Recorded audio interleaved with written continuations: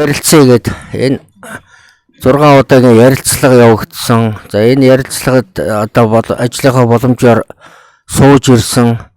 Тэгээ ер нь бол тусдаа одоо ажил чиглэлээр одоо ингээд төрийн бус байгууллагууд одоо олон нийтийн байгууллагууд одоо ингээд маш их сайхан хэрэгтэй Монгол хүүхэд, Монголын залуучууд, Монгол улс орноо яаж мандуулах вэ?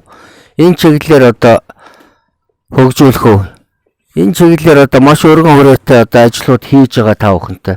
Нэгдээд, нийлээд, хамтраад одоо ингээд явах нь зүйтэй юм байна гэдэг дээр одоо миний бие бас та бүхэнтэй бас нэгдэж байна.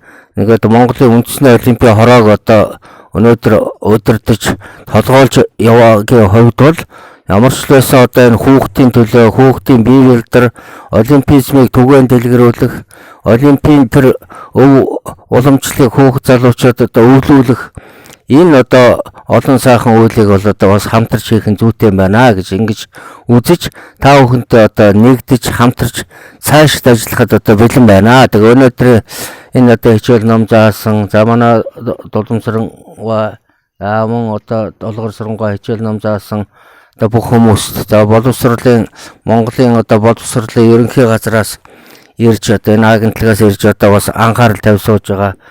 Энэ бол одоо маш чухал асуудал. Тэгээ бүгдээрээ нэгдээд хүчээ нэгтгээ цаашаа явцгаая. Тэгээд энэ тунхаг бичгт одоо бас гар үсгээ зураад ингээд цаашдаа одоо хамтаараа одоо хүчээ нэгтгэж урагшаа явцгаая. Та бүхэнд гялалаа.